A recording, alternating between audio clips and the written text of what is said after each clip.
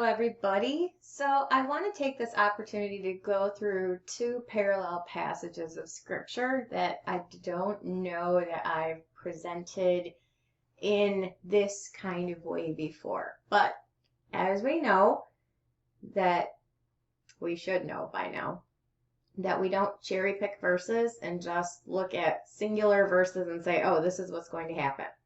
It may or may not be true, but if it is true, we should be able to find that same idea presented in at least two places in Scripture. This is the whole 2 or 3 witnesses conversation. In the mouth of 2 or 3 witnesses, let every word be established. This is why I have such an issue with people like Matthew 24:36, saying, no man knows the day or the hour. Okay, well, that verse doesn't say that, and that idea is not presented anywhere else in Scripture, under the context that people are trying to make it sound. So this is the problem with cherry picking verses. I understand that Hosea 6, 2 and 3 get a lot of airtime. People want to know what this is talking about. Kind of generalizing it to the whole of human history, saying that, there will be exactly 2,000 years since Christ left until he comes back, and that would be like the third day that he would come back, after the second day in the third day. So there is actually merit to that. However, that's not specifically what that's talking about. It has application, but this is what we're going to go through right now. What I have in front of me is Hosea 5:15 through Hosea 6:3 on the left, and on the right we have Joel 2:20 through 23.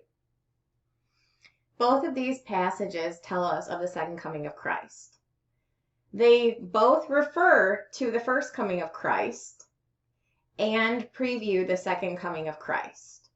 In Hosea 5:15, this refers to the first coming of Christ and how he left because Israel rejected him. He ascended and he sent the Spirit 10 days later. I will go and return to my place. Till they acknowledge their offense and seek my face. In their affliction they will seek me early. In Hosea 6:1, it continues with the understanding that Israel is going to come to Christ under new covenant at some point in the future. And that point will come before he returns physically to save them. Come, let us return unto the Lord, for he hath torn and he will heal us. He hath smitten and he will bind us up. It's a reference to the 70th week. After 2 days he will revive us. In the third day he will raise us up, and we shall live in his sight. Now that is primarily that's a reference to Jesus Christ dying on the cross and rising on the third day. It's a reference to the new covenant.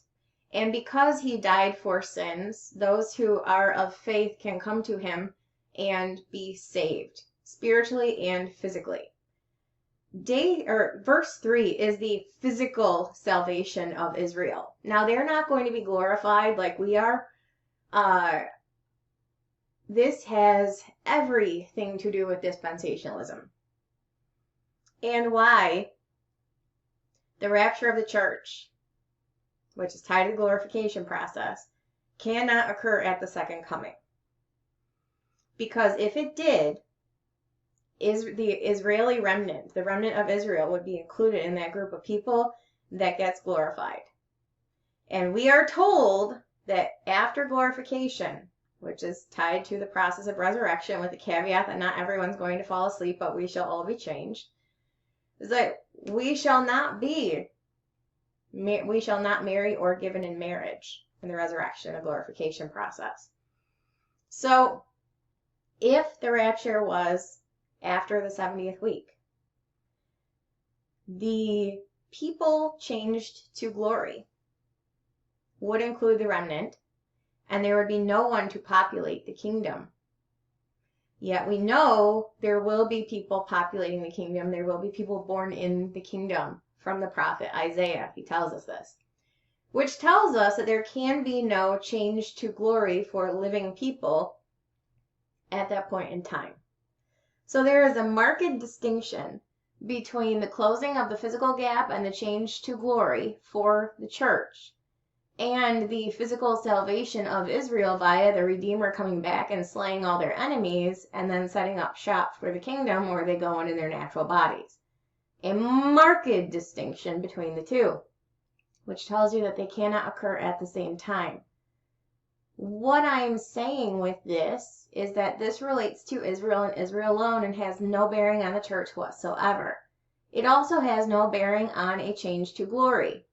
When I say a physical redemption, I mean that Jesus comes back to physically defeat the enemies of Israel, which are his enemies technically, and he will be on earth at that time, from that time forward, for the next 1,000 years. This is not just talking about the spiritual salvation of Israel, although it is. It's talking about the physical salvation of Israel, the Redeemer physically returning to save Israel and begin his kingdom reign on earth. So let us not be confused with what is in view here and the people group that is in view here. We do have a physical redemption. They have the return of the physical Redeemer. The two things are not the same, because at our point we will be taken to heaven to bypass the events of the 7 years that they will go through, and we will be on earth returning with the Redeemer when he comes back to physically save Israel and set them apart in the kingdom in their natural bodies. We will not be in our natural bodies. So Hosea 5:15, I will go and return to my place till they acknowledge their offense, seek my face. In their affliction they will seek me early. That's a reference to Israel rejecting Christ, the first coming. He ascended, and he's going to come back. And the point at which he will come back is the end of the 70th week, which is their time of affliction. Specifically, that's a reference to the second half. Come, let us return unto the Lord, for he hath torn and he will heal us. He hath smitten and he will bind us up. After 2 days he will revive us, and the 3rd day he will raise us up, and we shall live in his sight. That's a reference to the spiritual salvation of Israel under new covenant. Then shall we know, if we follow on to know the Lord. Spiritually saved. Spiritual rebirth. His going forth, his second coming, his physical return, is prepared as the morning. He shall come unto us as the rain, as the latter and former rain unto the earth. Okay, this is where Joel 2 gives us a lot of missing information. Specifically in verse 23, but there's context to set up with regard to the timing that this refers to and that it is the second coming. Joel 2:20 starts with Armageddon.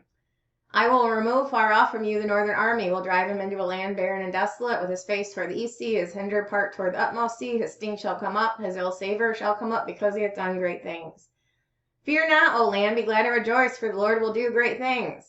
Be not afraid, ye beasts of the field, for the pastures of the wilderness do spring, for the tree beareth her fruit, the fig tree and the vine do yield their strength.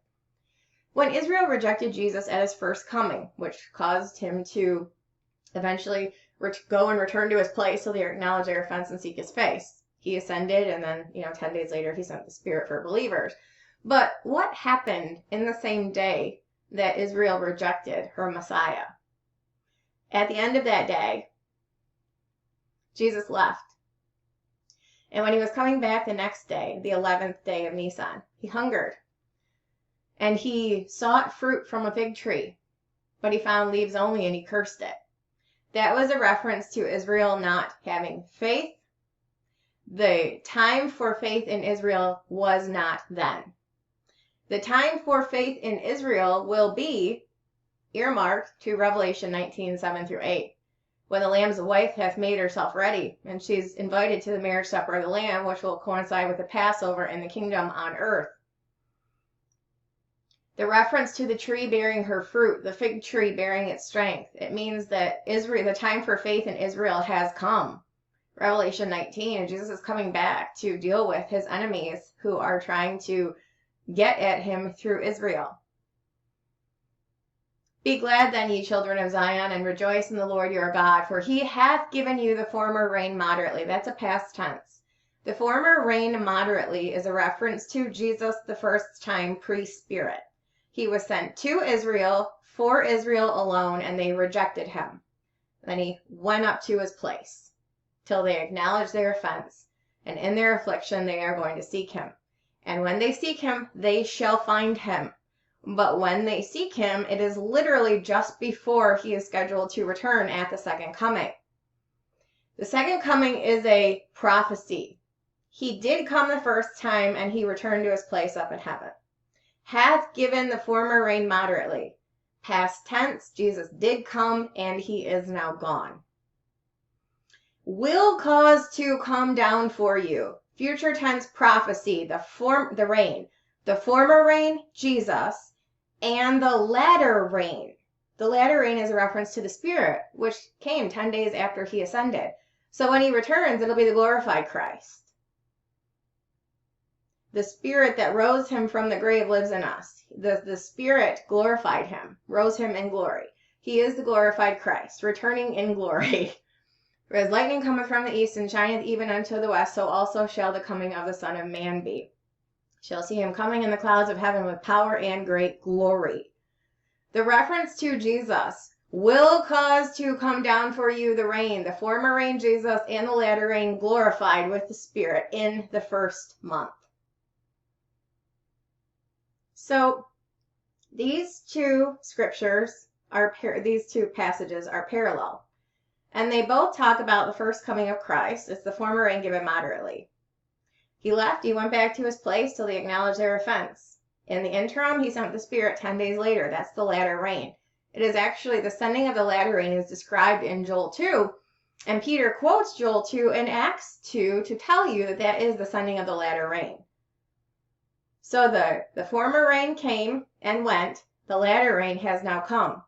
And when Jesus comes at the second coming, it will be the former rain and the latter rain, the glorified Christ, physically coming to redeem Israel and to destroy sin from the world and to set up shop for 1,000 years. And Joel 2 tells you it's going to occur in the first month. So I don't know beyond that what people want from their beliefs about Tishri. And I say this because there's always someone that is unhappy with videos that I put out that talk about the second coming of Christ being in the month Nisan, or the beginning of the 70th week being in the month Nisan. I'm sorry for whoever has a problem with that, but it is all over the Bible. So make your peace with it, or just go watch someone else's videos who tells you what you want to hear if what you desire to hear is something other than what the plain text of Scripture states. Because it's right here that Jesus is returning at the second coming in the first month.